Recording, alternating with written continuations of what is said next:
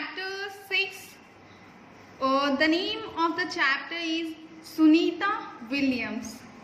Have you ever studied about Sunita Williams? You have heard the name Sunita Williams in your GK book, okay? तो Sunita Williams कौन थी, ठीक है? तो have you ever wondered what it takes to become an astronaut? कभी सोचा astronaut बनने के लिए क्या करना चाहिए हमें? एस्ट्रोनॉट मतलब क्या होता है? अंतरिक्ष यात्री, यानी जो लोग स्पेस में जाते हैं, अंतरिक्ष में जाते हैं, उन्हीं को हम लोग क्या कहते हैं? एस्ट्रोनॉट कहते हैं। तो कह रहे हैं कि क्या आपने कभी सोचा है कि एस्ट्रोनॉट बनने के लिए क्या करना चाहिए? Let us see what Sunita Williams, the second woman of Indian origin who traveled to space, has to say about the life of an astronaut. कह रहे हैं, चलिए देखते हैं। सुनीता विलियम्स कौन है? ये इस बारे में हम लोग जानेंगे कि वो सेकेंड वुमेन थी इंडियन ओरिजिन की, यानी कि इंडिया से जिन्होंने स्पेस यात्रा किया, यानी कि अंतरिक्ष की यात्रा की थी। पहली वुमेन कल्पना चावला थी और ये सेकेंड वुमेन सुनीता विलियम्स थी, ठीक है। उन्होंने एक एस्ट्रोनॉट की लाइफ के बारे में क्या कहा, इस चैप्टर में हम लोग ये पढ़ेंगे। कह रहे the colours of India from up in the outer space appear simply spectacular. The Himalayas appear dark green as one passes over, recounted Sunita Williams. कह रहा है कि सुनीता विलियम्स ने बताया, रिकाउंटिंग मतलब क्या होता है? किसी चीज़ के बारे में, मतलब जो चीज़ घटी है, घटना, उसके बारे में बताना, उसको फुली डिस्क्राइब करना, उसके बारे में कुछ भी बताना। तो सुनीता विलियम्स क्या बता रही है कि इंडिया का कलर, यानी कि जब हम लोग अंतरिक्ष से देखते हैं अपनी पृथ्वी को, तो उसमें जो भारत देश है वो कैसे दिखता है? वो एकदम शानदार दिखता है, एकदम भव्य दिखता है। स्पेक्टेकुलर मतलब होता है शानदार, ठीक है।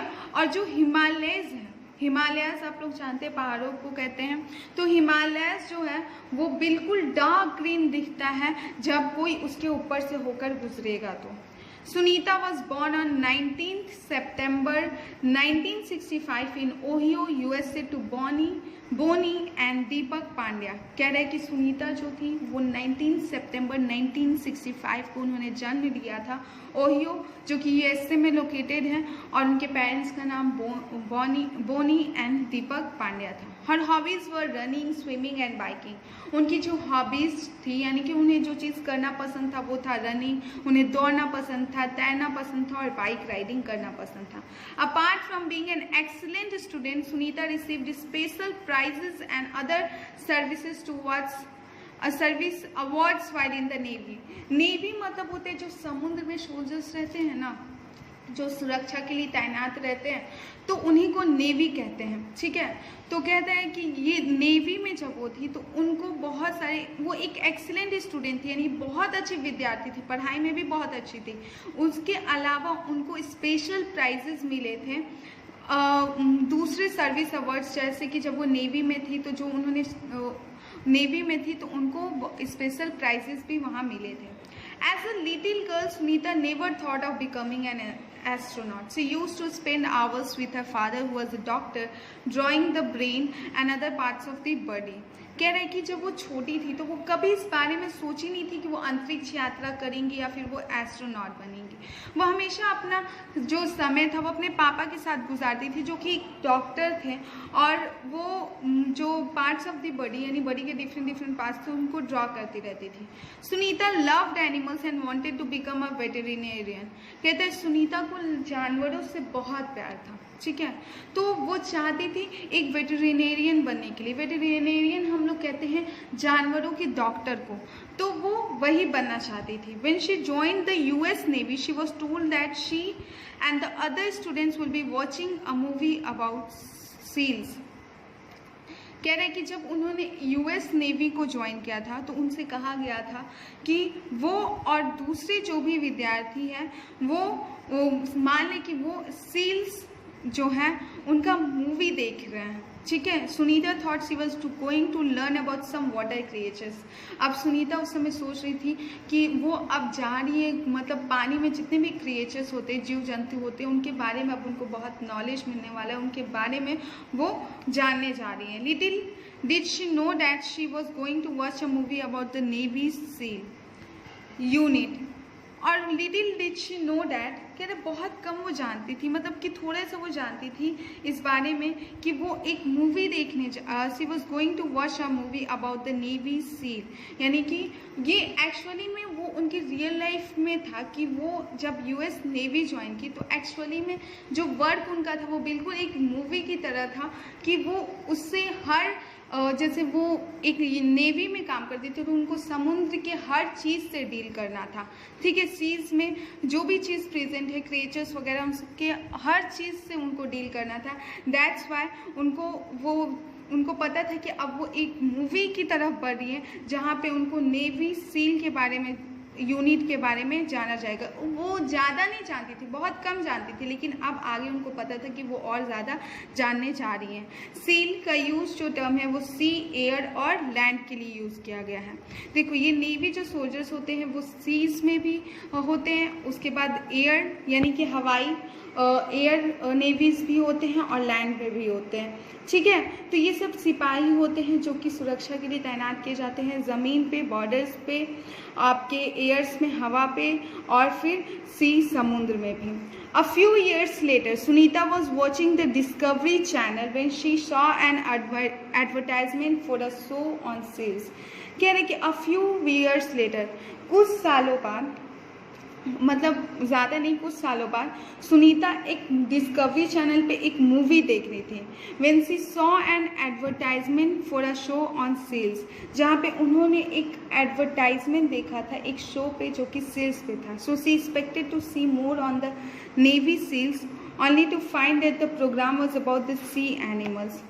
इसलिए वो सोचती थी, उनको ये एक्सपेक्ट था कि वो to see more on the Navy seals, इसलिए वो ज़्यादा ये सोचती थी, एक्सपेक्ट करती थी कि वो और नेवी सील्स के बारे में जाने, उसको देखें।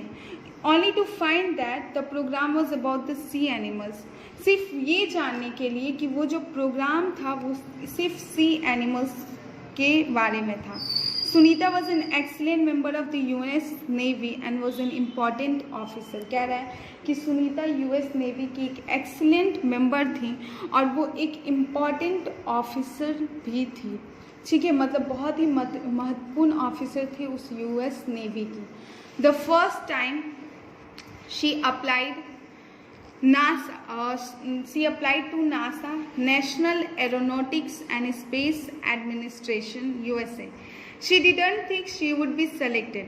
जब पहली बार वो नासा के लिए अप्लाई की थी तो उनको कभी नहीं लगा था कि वो सेलेक्ट भी होंगी। नासा ये नेशनल एरोनॉटिक्स और स्पेस एडमिनिस्ट्रेशन जो कि यूएसए में सिचुएटेड है, तो जब वो पहली बार उसके लिए अप्लाई किए थे तो उनको लगा नहीं था कि वो कभी भी उसमें सेलेक्ट होगी। But when she was called for an interview she was over the moon. लेकिन जब उनको इंटरव्यू के लिए बुलाया गया था तो उनके लिए ऐसा जैसा था कि वो चांद पे पहुंच गई, यानी कि वो बहुत ज़्यादा खुश हुई थी। Her work in the navy's helicopters and jets was noticed and she was selected by NASA in June 1998। कह रहा है कि उनका काम जो था नेवीज हेलीकॉप्टर्स में जो भी वो काम करती थी जेट्स में, उनको लोग ने बहुत नोटिस किया। वहाँ पे उनके जो भी बड़े ऑफिसर्स थे उन्होंने नोटिस किया और उनको नासा के लिए सेलेक्ट कर लिया गया इन जून 1998 में। सी बिगेन हर ट्रेनिंग इन अगस्त 1998। कह रहा है कि उन्होंने 1998 में अपना ट्रेनिंग स्टार्ट किया था।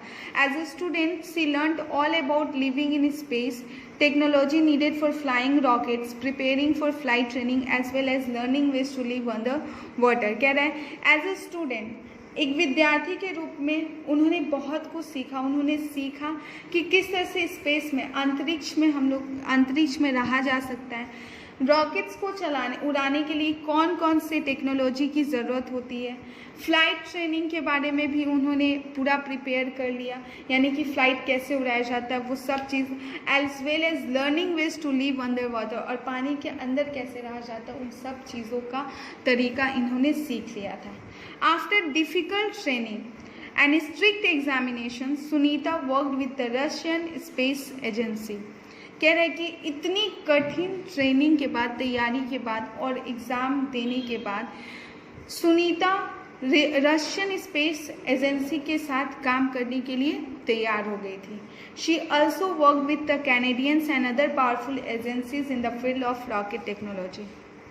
सिर्फ वो रशियन स्पेस एजेंसी के साथ नहीं, वो कैनेडियंस और भी जो बहुत ज़्यादा ताकतवर एजेंसीज थी रॉकेट टेक्नोलॉजी के फील्ड में, उन्होंने उसके साथ भी काम किया था। She even lived under water for 9 days as part of her training. और अपनी ट्रेनिंग में वो पानी के नीचे भी रही थी 9 दिनों के लिए। Sunita has lived and worked aboard the international space Station. कह रहा है कि सुनीता जो है वो इंटरनेशनल स्पेस स्टेशन जो है उसके लिए भी वो काम की। She was launch into the international space station with the crew of STS-116 aboard the shuttle Discovery on 9 December 2006।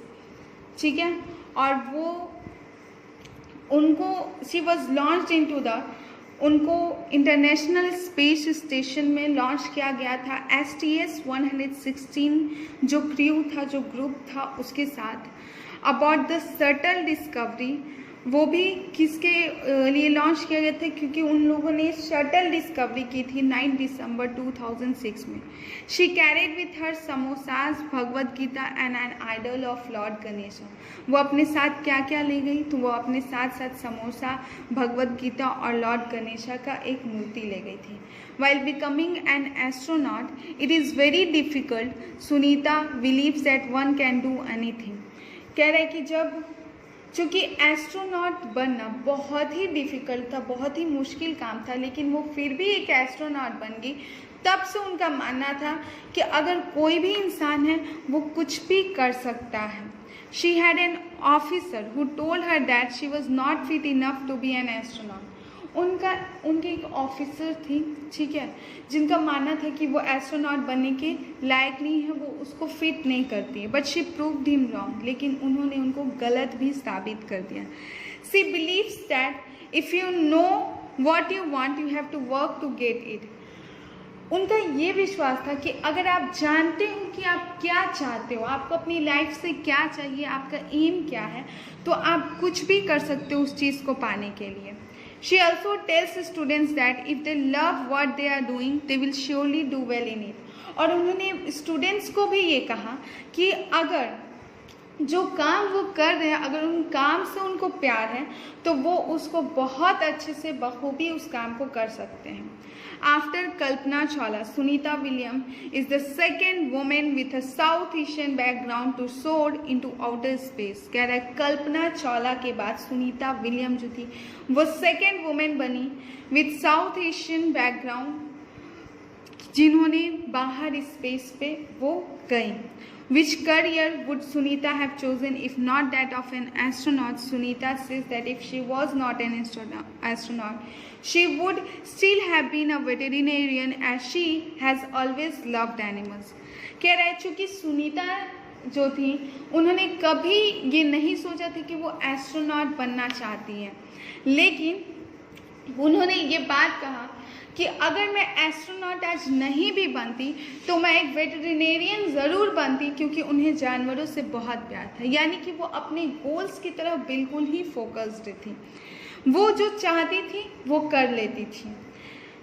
Labrador, retrievers and a terrier named Gobby are a part of her life.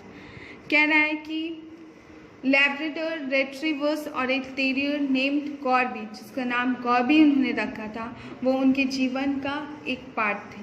If she would not have been a veterinarian she wanted to be a teacher, a junior school science teacher. कह रही है अगर वो वेटरिनेरियन भी नहीं बनती तो वो चाहती थी वो एक टीचर बने, एक जूनियर स्कूल की साइंस टीचर।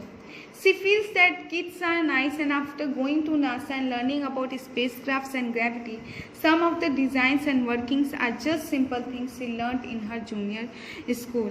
कह रहा है जब वो नासा में उनका ये मानना था, वो ये महसूस करती थी कि बच्चे जो हैं वो बहुत ही प्यारे होते हैं, बहुत ही मासूम होते हैं। और नासा जाने के बाद और स्पेस क्राफ्ट्स और ग्रेविटी के बारे में जानने के बाद और कुछ डिज़ाइंस और वर्किंग्स जानने के बाद उन्होंने ये सोचा कि ये सारी चीज़ें सीखना बहुत ही आसान था, ये सब बहुत ही सिंपल चीज़ें जो वो अपने जूनियर स्कूल में भी सीखी थी।